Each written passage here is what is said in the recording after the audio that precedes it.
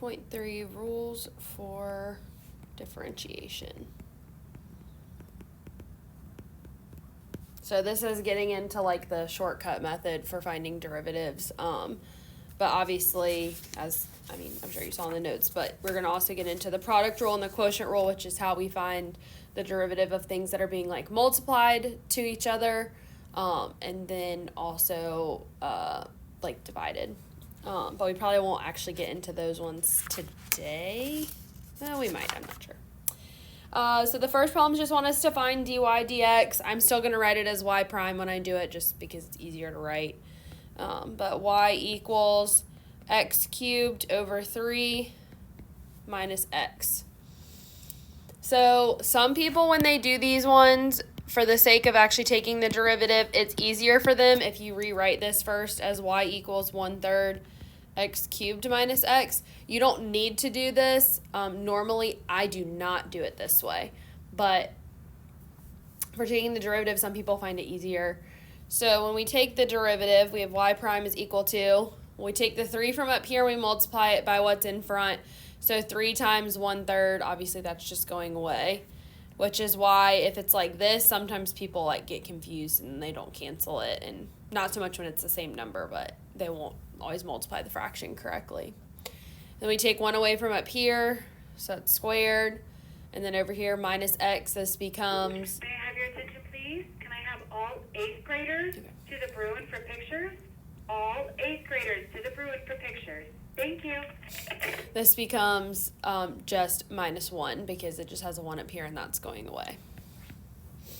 And so that would be that one. 6. Y equals 1 minus x plus x squared minus x cubed. So y prime is equal to the derivative of a constant is just 0. Negative x, that's just going to be basically a constant, so negative 1. Over here, we bring the 2 out front, so plus 2 times x. We subtract 1, so that's just 2x. What should I do? Oh, okay. And then minus, up here, we bring the 3 in front, so 3x, subtract 1, so squared. So those ones aren't too bad. The next problems want us to find the horizontal tangents to the curve. So basically what we have to do is we're going to take the derivative, and then after we find the derivative, we're going to set them equal to 0 and solve for x, and those are going to be where my horizontal tangents occur, which is going to make what we were doing yesterday with the ones where it was not differentiable at the horizontal tangents. It's going to make more sense when we do, well, it probably will make more sense when you see this, because like it would be, now you'll know mathematically how to find them. So 10, y equals 4x cubed minus 6x squared minus 1. So I'll see if you know what the derivative of this would be. 12x squared. Yep.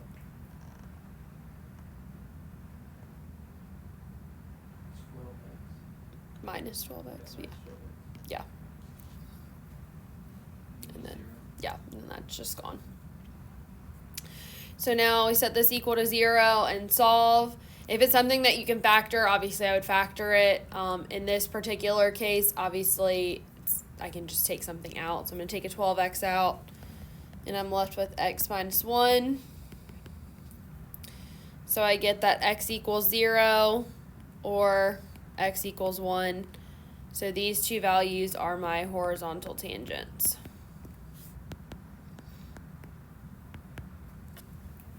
And sometimes, like, you won't necessarily be able to factor, and if you can't factor, then you pretty much have no other option except for to use the quadratic formula, which is obviously super annoying, but it usually works out that they're not awful when they do it, but it does happen sometimes. So 12, y equals x to the 4th minus 7x cubed plus 2x squared plus 15.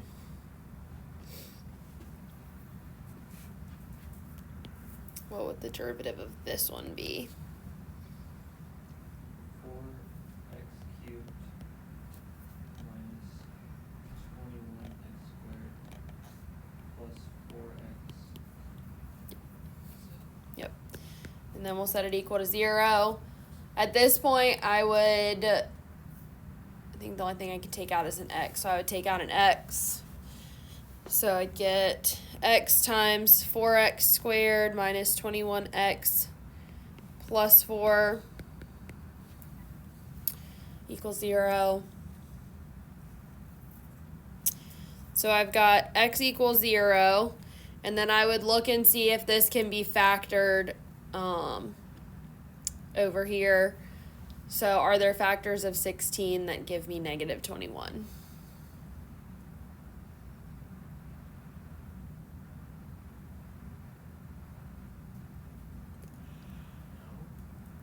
Nope. So we have to use the quadratic formula on this one, unfortunately. So negative b, so that'll just be a positive 21 plus or minus the square root of b squared, so 21 squared minus 4 times a times c, so 4 times 4, all over 2 times 4.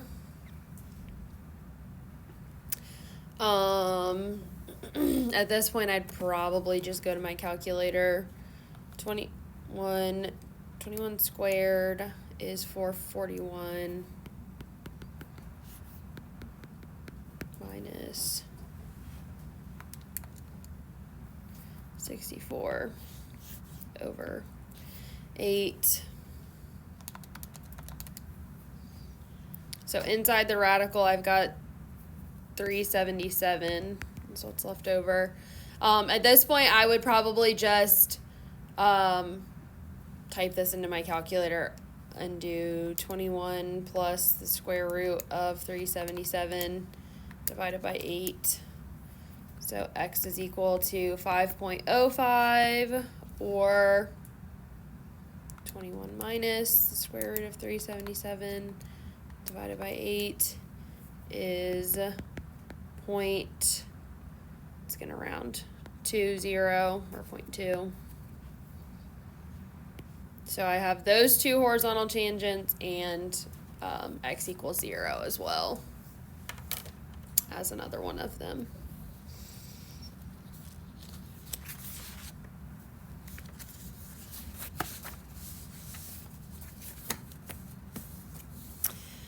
Okay.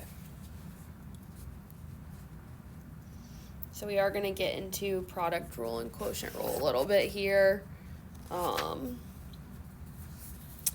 So the product rule, just as a refresher here from the notes, says that if I have basically u times v, then the derivative is uv prime plus u prime v. So it's the middle two terms essentially are getting the derivative taken of them, and then the outer ones are just being copied down exactly. So when I have a problem like 16, I've got, it's weird, they forgot to write the y's in these, but y equals, in parentheses, x squared plus 1, and then x cubed plus 1 is the other parentheses.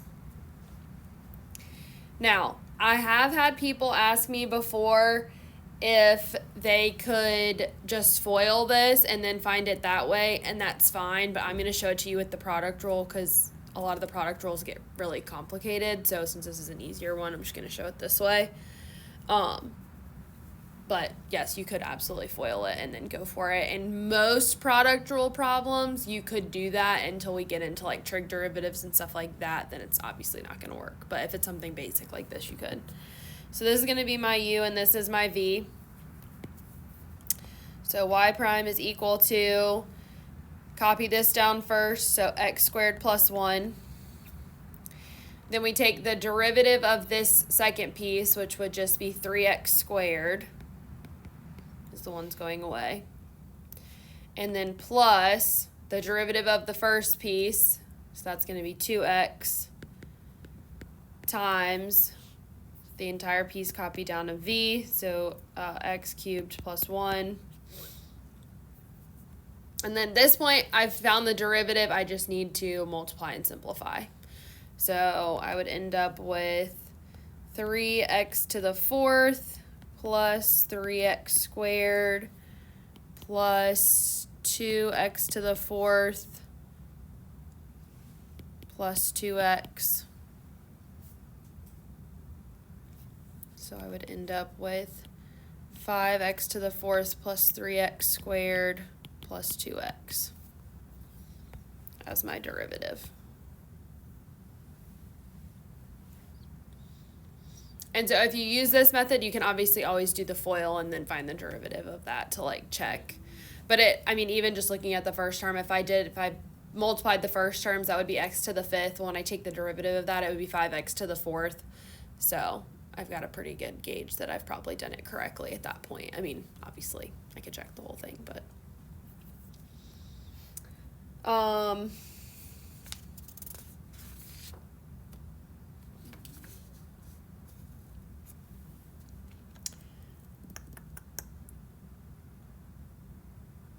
quotient rule. Let's look at that one. So the quotient rule in writing is basically if I have u divided by v, it is u prime v minus uv prime over v squared. That looks like a u. There we go. And so it's, in words, the way I like to say it is the derivative of the top times the bottom minus the top times the derivative of the bottom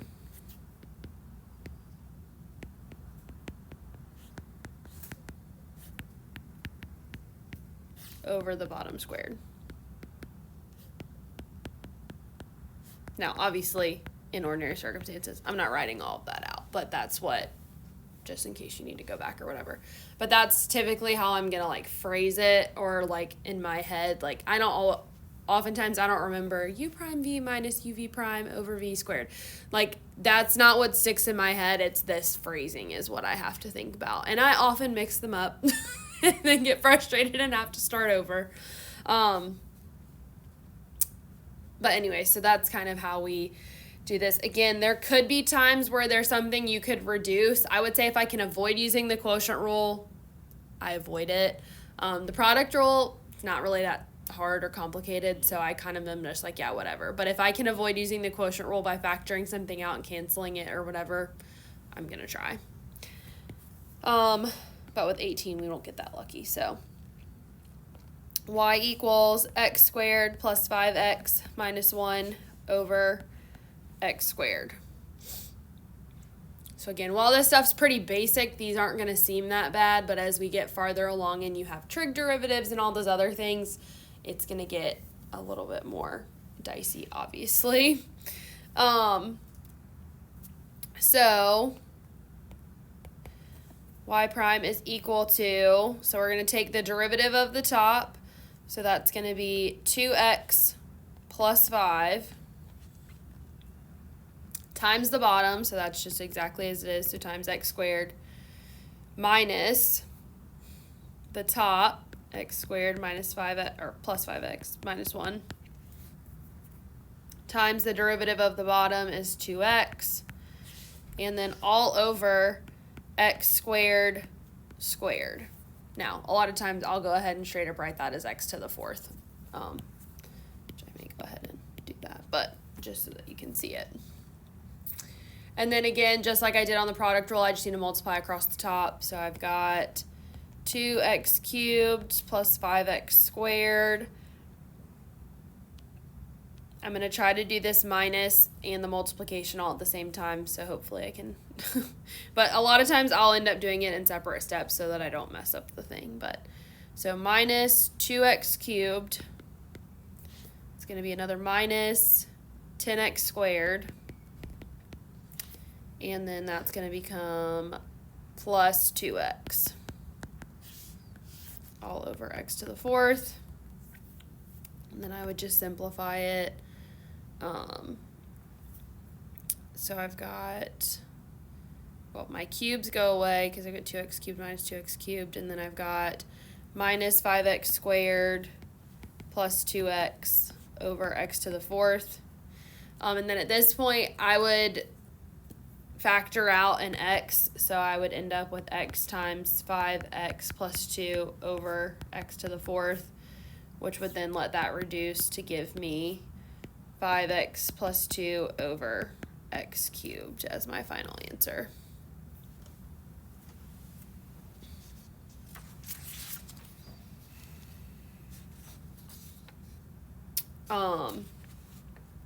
Now, I would leave it here, but what I'm going to tell you is if you're checking answers in the book, just be aware that what they do in a problem like this is they're going to write this as 5x over x cubed plus 2 over x cubed, and then they're going to tell you that the answer is 5 over x squared plus 2 over x cubed.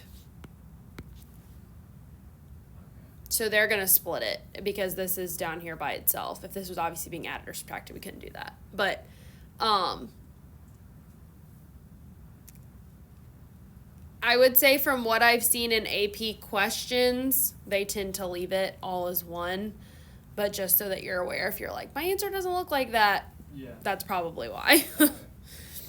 And on like a quiz or a test, I'm most inclined to leave it the way I have it in blue rather than what's in red, but just as a heads up.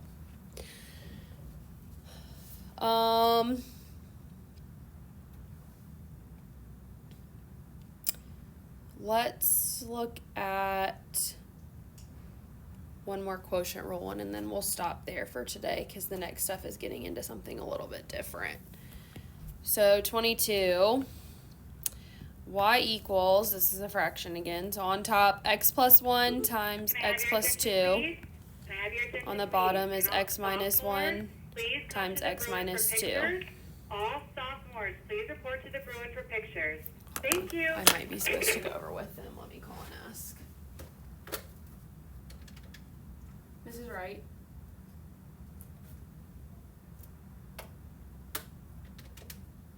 Mrs. Hughes? I'm not going to go. If they need me, they'll call me. All right, so if I have one like this and nothing's going to cancel, instead of having to do a product rule within a quotient rule, because that's what this would be if I just straight up take the derivative, That'd be fun. I would suggest we FOIL first. Okay. Because it's going to make your life way easier. And that tends to be what people like to do. So on top, that gives me x squared plus 1x plus 2x, so plus 3x plus 2 over, on the bottom, x squared minus 3x plus 2. So this is where it's really frustrating that you can't cancel when stuff like this, because like literally almost everything would cancel, but unfortunately we can't. So now I can take this and I can run my quotient rule on this.